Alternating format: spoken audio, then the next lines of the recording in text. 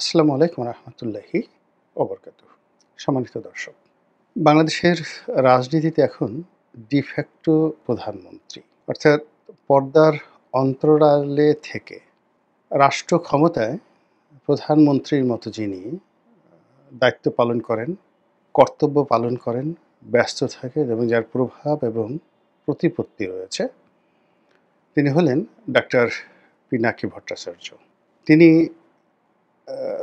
Paris প্রবাসী এবং তাকে নিয়ে নতুন করে এই ২০২৫ সনের এই বাংলায় কিচ্ছু বলার নেই।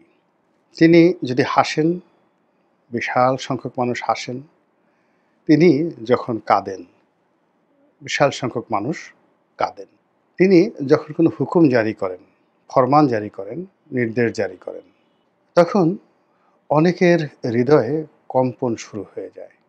তিনি ইচ্ছে করলে অনেক বিষয়ে কাউকে পদত্যাগ করাতে পারেন, আবার ইচ্ছে করলে অনেক বড় বড় পদে অনেককে নিয়োগ দান করতে পারেন এবং এটাই বর্তমানের বাস্তবতা।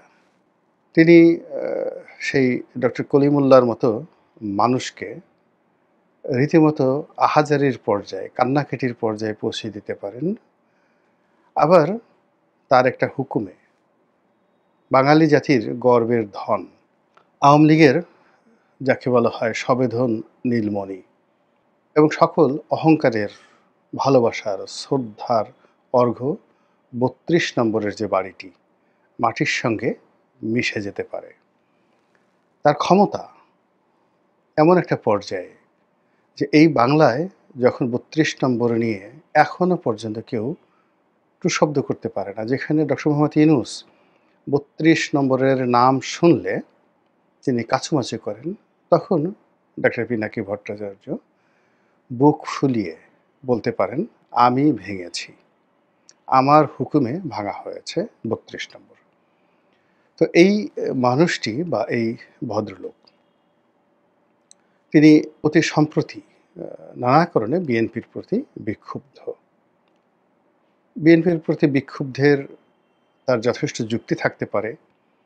এর কারণ হলো যে তিনি তো এই যে বিপ্লবটি হলো, সেই বিপ্লবের একজন প্রধানতম রূপকার। কিন্তু বিএনপির পক্ষ থেকে এখন পর্যন্ত একবার ডক্টর পিনাকি ভট্টাচার্যের নাম উচ্চারণ করে যথাযথ সম্মান বা মর্যাদা প্রদর্শন করা হয়নি। বিএনপি অনেকের নিকট কেক পাঠায়, অনেকের নিকট সমঝোতার জন্য তাদের শুভেচ্ছা দূত পাঠায়, কিন্তু এখন পর্যন্ত প্যারিসে বিএনপির কোনো নেতা, আমির খসরু মাহমুদ চৌধুরী থেকে শুরু করে অন্যান্য যারা নুরুল হক নুরুর সঙ্গে দেখা করতে যান, জুনায়েদ শেখের সঙ্গে দেখা করতে যান, ববি হাজ্জাজের সঙ্গে দেখা করতে যান, তাদের পর্যায়ের কেউ পিনাকি ভট্টাচার্যের সঙ্গে এখন পর্যন্ত দেখা করেননি বা কথা বলেননি। হয়তো অনেকে একান্ত ব্যক্তিগত বিষয় নিয়ে খুব গোপনীয়ভাবে পিনাকি ভট্টাচার্যের সঙ্গে টেলিফোনে কথা বলেছেন, কিন্তু ঠিক ওইরকম দলীয়ভাবে, রাজনৈতিকভাবে তার সঙ্গে সমঝোতা হয়েছে বলে আমরা শুনিনি। ফলে কি হলো, বিএনপির যে ভুল এবং ভ্রান্তিগুলো, যেগুলো ডক্টর পিনাকি ভট্টাচার্য চমৎকারভাবে যুক্তি দিতে পারতেন এবং বিএনপির যে দল, এই দলের উপর তিনি যে প্রভাব বিস্তার করতে পারতেন প্যারিসে বসে। যেমন দেখা গেল বিএনপির একজন চাঁদাবাজ আছে ধলা মিয়া। এখন ধলা মিয়াকে ধমক দেওয়ার জন্য রুহুল কবির রিজভী চেষ্টা করছেন, কিন্তু পিনাকি যদি ধলা মিয়াকে ধমক দিতেন আর ধলা মিয়ার এলাকার যে ওসি বা ওই এলাকার যে ডিসি বা এসপি তাদেরকে যদি তিনি হুকুম দিতেন, বিশ্বাস করেন ধলা মিয়া ৫ মিনিট সেই এলাকায় এখন চাঁদাবাজি করার ক্ষমতা তার থাকতো না। পিনাকি যদি ঢাকা শহরের কোনো ডন, যারা বিএনপির নাম ভাঙিয়ে দুর্নীতি করছেন, যারা জনাব তারেক রহমান সাহেবকেও পাত্তা দিচ্ছেন না, অন্য কাউকে পাত্তা দিচ্ছেন না, কিন্তু পিনাকি যদি এই মুহূর্তে পুলিশের কমিশনার, পুলিশের আইজি, এমনকি সেনাপ্রধানকে উদ্দেশ্য করে একটা ভিডিও বানান, আর সেই ডনের, আন্ডারওয়ার্ল্ডের ডনের ১৪ গোষ্ঠী নিকুচি করে তিনি যদি একটা ভিডিও ছেড়ে দেন, ডন মুহূর্তের মধ্যে একটা চুবানো মুরগিতে পরিণত হয়ে যাবেন এবং এটাই হলো এই বর্তমানের বাস্তবতা। আগামীতে পিনাকির এই প্রভাব প্রতিপত্তি থাকবে কি থাকবে না, এটা সুদূর পরাহত বা অন্য একটি প্রসঙ্গ। কিন্তু এখন এভাবেই চলছে সবকিছু। তো সেই পিনাকি ভট্টাচার্য তিনি মির্জা ফখরুল সাহেব, তারপর মির্জা আব্বাস সাহেব, জনাব সালাউদ্দিন সাহেব, ওনাদের প্রতি ভীষণ রকম বিরক্ত। কেন বিরক্ত, কী কারণে বিরক্ত আমি বলতে পারবো না। তবে আমি ইতিবাচক অর্থে ধরে নেই। যেমন সালাউদ্দিন সাহেবের বিরুদ্ধে তিনি অভিযোগ করেছেন তিনি এস আলমের সম্পত্তি তদারক করছেন। তারপর তিনি আরেকজন বিএনপি নেতা সে বরকতুল্লাহ ভুলু, তার প্রতি বিরক্ত, তিনি ৭১ টেলিভিশন দখল করেছেন। এগুলো নিয়ে প্রকাশ্যে বলে যাচ্ছেন। তারপর আরেকজন বিএনপি নেতা, বিএনপির যিনি কোষাধ্যক্ষ, তো রশিদুজ্জামান মিল্লাত, তার সম্পর্কে পিনাকি নেতিবাচক কথাবার্তা বলে যাচ্ছেন। এখন এইভাবে ক্রমাগত বলার কারণে কি হলো, বিএনপির যে সামগ্রিক যে ইমেজ, সেই ইমেজটা কিন্তু ক্ষুণ্ণ হয়েছে। আর যাদের বিরুদ্ধে বলা হচ্ছে, দল তাদেরকে ওন করছে না। বিএনপির কর্তা ব্যক্তিরা সংবাদ সম্মেলন করে, না সালাউদ্দিন সাহেব এই কাজ করেননি, মিল্লার সাহেব এই কাজ করেননি, কিংবা বুলু সাহেব এই কাজ করেননি, পিনাকি মিথ্যা কথা বলছেন, এইভাবে পিনাকিকে এখনো পর্যন্ত কেউ চ্যালেঞ্জ জানাননি। আর অন্যদিকে যাদেরকে টার্গেট করা হয়েছে তারা ইতিউতি করে কিছু কথা বলেছেন, তাদের পক্ষে ফেসবুকে ২-৪ জন কথা বলেছেন। যেমন সালাউদ্দিন সাহেবের ছেলের লেখাপড়া, সালাউদ্দিন সাহেবের ছেলের যোগ্যতা, তারপর সালাউদ্দিন সাহেবের নিজের যোগ্যতা, এই সমস্ত বিষয়ে তার যারা লোকজন এমনভাবে উপস্থাপন করার চেষ্টা করেছেন যে তার দ্বারা আসলে এগুলো হওয়া উচিত না, বা তিনি এগুলো করতে পারেন না, তিনি একজন মজলুম, শেখ হাসিনার জমানাতে তিনি খুবই কষ্ট পেয়েছেন, ইত্যাদি ইত্যাদি নানা রকম কথাবার্তা। তো এইগুলো আসলে হালে পানি পাচ্ছে না। তো এখন এই যে বিএনপির সম্পর্কে তিনি যে একটা ধোঁয়া তুলেছেন, সেই ধোঁয়া উড়তে উড়তে উড়তে উড়তে এখন জনাব তারেক রহমান সাহেব, তারপরে তার সেই শাসনামলের হাওয়া ভবন, তারপরে খাম্বা, ট্রান্সফরমার, ওই আমলের দুর্নীতি নিয়ে এখন বাংলাদেশের চরমোনাই পীর সাহেব থেকে শুরু করে আরও অনেকেই নানা রকম কথাবার্তা বলা শুরু করেছেন। জনাব পিনাকি এখন পর্যন্ত অবশ্য জনাব তারেক রহমান সাহেব সম্পর্কে কোনো নেতিবাচক কথা বলেননি। কিন্তু সম্প্রতি দেখলাম যে তিনি তারেক রহমান সাহেবের পক্ষে তার সাফাই গেয়ে তাকে অনেকটা মানে কলঙ্কমুক্ত বা কালিকামুক্ত বা কালিমামুক্ত করার জন্য তিনি একটা ভিডিও বানিয়েছেন। এবং সেই ভিডিওতে তিনি দেখানোর চেষ্টা করেছেন যে কি করে, কিভাবে আসলে তারেক রহমান সাহেবের ইমেজটাকে উদ্ধার করা যায়। তিনি একটা পলিসি দেখিয়েছেন যে এইভাবে যদি তারেক রহমান সাহেবের পক্ষে প্রচারণা চালানো যায়, তাহলে এই যে ভবিষ্যৎ প্রধানমন্ত্রী বিএনপির, তার সম্মান অক্ষুণ্ণ থাকবে এবং তাকে সম্মান এবং মর্যাদায় জিয়াউর রহমানের পর্যায়ে পৌঁছে দেওয়া যাবে। তো এটাকে আপনি কিভাবে মূল্যায়ন করবেন? যে হঠাৎ করে জনাব পিনাকি এই যে তারেক রহমান সাহেবের পক্ষে কথা বললেন, এটাকে আপনি কিভাবে দেখছেন? বা আমি কিভাবে দেখছি? এখানে প্রথম একেবারে সহজ সরল যে উক্তি, সেটি হলো যে পিনাকি মনে করতে পারেন যে তারেক রহমান সাহেব ভবিষ্যতের প্রধানমন্ত্রী, বিএনপি বাংলাদেশের বড় একটা দল। তো কাজেই যেকোনো মূল্যে বেগম জিয়া এবং তারেক রহমান সাহেবের ইমেজ ওকে রাখতে হবে। এই দুজনের ইমেজ যদি নষ্ট হয়ে যায়, তাহলে আর রইল কি? একটা জিনিসের উপর তো ভরসা করতে হবে। ফলে অনেকটা দেশপ্রেমে উদ্বুদ্ধ হয়ে মুক্তিযুদ্ধের যে ইতিহাস, সেটা দ্বারা প্রজ্বলিত হয়ে এবং আওয়ামী লীগের বিকল্প হিসেবে তো আসলে বিএনপি ছাড়া কেউ নেই। শেখ হাসিনার বিকল্প হিসেবে আসলে তারেক রহমান সাহেব ছাড়া কিছু নেই। তো সেক্ষেত্রে নদীর একুল তো ভেঙে একেবারে গোকুল হয়ে গেছে। কিন্তু অন্য কুল যেটা আছে সেটাও যদি এই যে পাবলিক যেভাবে টানাটানি করছে সেটা শেষ হয়ে যায় তাহলে কি হবে?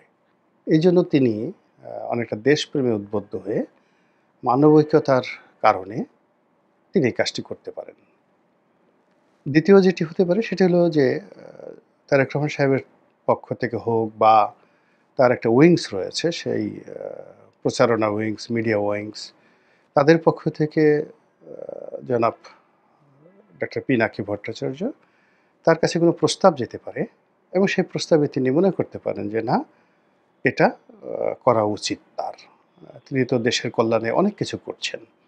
তো বিএনপির কল্যাণ মানেই তো দেশের কল্যাণ এবং এই দলটি যদি পরিশুদ্ধভাবে ক্ষমতায় আসে তাহলে এক ধরনের পরিণতি হবে। আর এই দলটি যদি যতই বদনাম হোক না কেন কিন্তু ভোট হলে তো বিএনপি ক্ষমতায় আসবে। তো সেক্ষেত্রে তারেক রহমান সাহেবের যদি ইমেজ না থাকে তাহলে তিনি আসলে বেপরোয়াভাবে রাষ্ট্র ক্ষমতা পরিচালনা করবেন এবং দেশের জন্য ক্ষতি হবে। আর তাকে যদি একটা সম্মান এবং মর্যাদার আসনে বসানো যায় তাহলে তিনি হয়তো সেটার সম্মানে হয়তো চিন্তা করবেন যে না, আমাকে লোকজন সম্মান করে, আমাকে লোকজন মর্যাদা দেয়, আমার পক্ষে এই কাজগুলো করাটা ঠিক হবে না। তো সেই দিক থেকে তাকে মহিমান্বিত করার জন্য সেই বিএনপির অনুরোধে তিনি সাড়া দিতে পারেন। আরেকটি যেটি হতে পারে সেটি হলো ইওআই, মানে এক্সপ্রেশন অফ ইন্টারেস্ট। অর্থাৎ তিনি জনাব পিনাকি এই সময়ের মধ্যে ডক্টর মোহাম্মদ ইউনূসকে বকা দিয়েছেন। ইউনূসের অনেক লোকদেরকে তিনি গালি দিয়েছেন। আবার তাদেরকে তিনি আবার প্রশংসা করেছেন এবং তাদেরকে লাইনে এনেছেন। ১ম এ গালি দিয়ে তাদেরকে শাসন করেছেন যেহেতু তিনি মুরুব্বি মানুষ। মুরুব্বি বয়সের কারণে নয়, তিনি ওন করেন। ডক্টর মোহাম্মদ ইউনূস তো আসলে এই বিপ্লবটা ওন করেন না। তার কোনো কন্ট্রিবিউশন নেই। কিন্তু পিনাকি ভট্টাচার্যের তো মানে ওন করার মতো যথেষ্ট কারণ রয়েছে। তো তিনি এই বিপ্লবের জন্মদাতা, তিনি এই বিপ্লবের প্রেরণাদাতা, তিনি এই বিপ্লবের অধিকর্তা এবং রক্ষাকর্তা।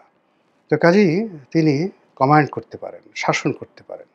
তো সেই শাসন তিনি ডক্টর মোহাম্মদ ইউনূস এবং তার যারা লোকজন, তারপরে জেনারেল ওয়াকার এবং তার যারা লোকজন তাদেরকে তিনি শাসন করতেই পারেন।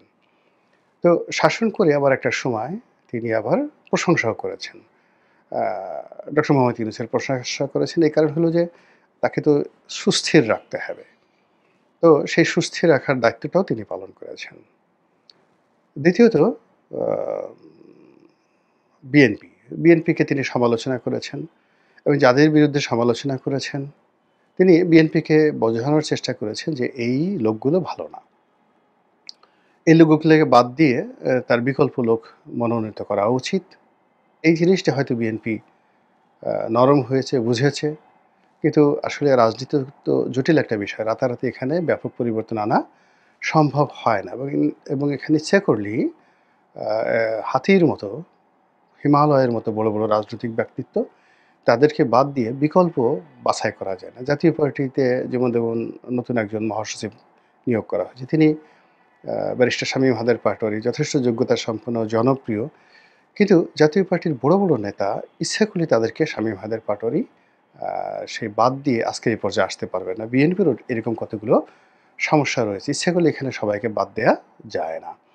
তো সেই ক্ষেত্রে বিএনপি হয়তো মনে করেছে যে না এখানে তারেক রহমান সাহেবের ইমেজ আ বৃদ্ধি করা দরকার এবং পিনাকি সাহেবও সেটা কিভাবে করতে হয়, কিভাবে করতে হয় সেটার একটা পলিসি তিনি দেখিয়েছেন এক্সপ্রেস অফ ইন্টারেস্ট এর মাধ্যমে যে আমার আগ্রহ রয়েছে আপনারা যদি আমার সঙ্গে সমঝোতায় আসেন তাহলে আমি এই বিএনপিকে এইভাবে রক্ষা করতে পারি। তার একটা টেস্ট কেস এই তারেক রহমান সাহেবকে দিয়ে দেখানো হলো। এখন এটা তিনি নিজেও এই কাজ করতে পারেন অথবা তারেক রহমান সাহেবের যারা আপনজন আছেন, বিএনপির যারা মিডিয়া ব্যক্তিত্ব আছেন তাদেরকে একটা way, this is the way এইভাবে নেতার পক্ষে প্রচারণা চালাতে হয়। এভাবে যুক্তি খণ্ডন করতে হয়। এভাবে যুক্তিগুলো তুলে ধরতে হয়। তো এই যে একটা মানে ভিডিও তিনি করলেন, এটা এমন একটা সময় যখন জামাত মানে মনে প্রাণে বিএনপি এবং তারেক রহমান সাহেবের বিরুদ্ধে সর্বশক্তি নিয়ে ঝাঁপিয়ে পড়ার জন্য একটা প্রস্তুতি নিচ্ছে এবং জামাতের মেন্টর হিসেবে এখনো পর্যন্ত পিনাকি ভট্টাচার্যের যে গুরুত্ব, তার বুদ্ধি, তার প্রজ্ঞা এবং তার যে সর্বশক্তি এখন পর্যন্ত পরিপূর্ণভাবে জামাতের দিকে মোতওয়াজ্জু রয়েছে। জামাত ছাড়াও অন্যান্য ইসলামিক দলগুলোর প্রতি তার আপত্ত স্নেহ রয়েছে। এনসিপির তো বলতে গেলে তিনি একেবারে মুরুব্বি, যাকে বলা হয় গুরুজি।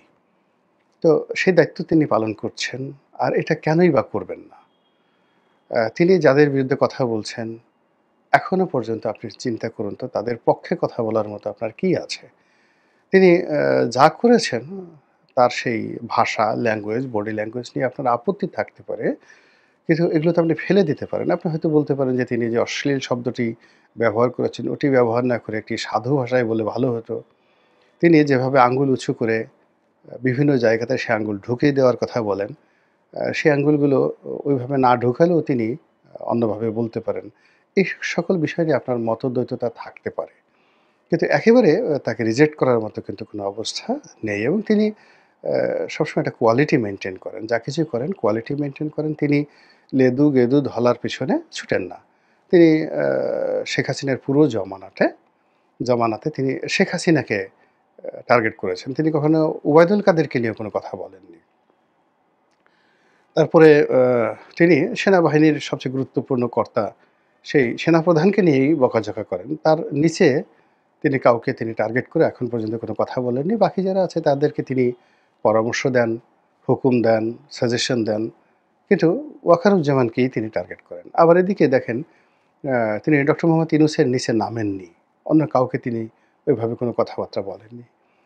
আবার এদিকেও বিএনপির ক্ষেত্রে তার যেটা দেখা গেল তিনি এই তারেক রহমান সাহেবকে নিয়ে কথা বলছেন। কিন্তু তার সঙ্গে তার যে অতীতের কর্মকাণ্ড সেটা আসলে সালাউদ্দিন সাহেব, মির্জা ফখরুল সাহেব এদেরকে মানায় না। তিনি বিএনপিকে যদি সমালোচনা করেন তাহলে বেগম জিয়া বা তারেক রহমান সাহেবকেই করবেন বা প্রশংসা করলে তাদেরকেই করবেন। এটা তার একটা স্ট্যান্ডার্ড আ হয়ে গেছে বাংলাদেশে। তো সেই দিক থেকে তিনি জামাতের আমির, তারপর জামায়াত ইসলামী, এনসিপি নাহিদ, সার্জিস, তারপরে মানে একেবারে টপ নেতৃত্ব। তাদেরকে তিনি সমালোচনা করছেন অথবা তাদের পক্ষে আসছেন এবং তারই ধারাবাহিকতায় তিনি এখন বিএনপির পরিচর্যার জন্য যে আত্মনিয়োগ করলেন, এটা সামনে কিভাবে আ রসায়িত হয়, কিভাবে গতি পায় সেটি দেখার বিষয়। আল্লাহ আমাদের সবাইকে হেদায়েত দান করুন এবং হেফাজত করুন। আসসালামু আলাইকুম ওয়া রাহমাতুল্লাহি ওয়া বারাকাতুহু।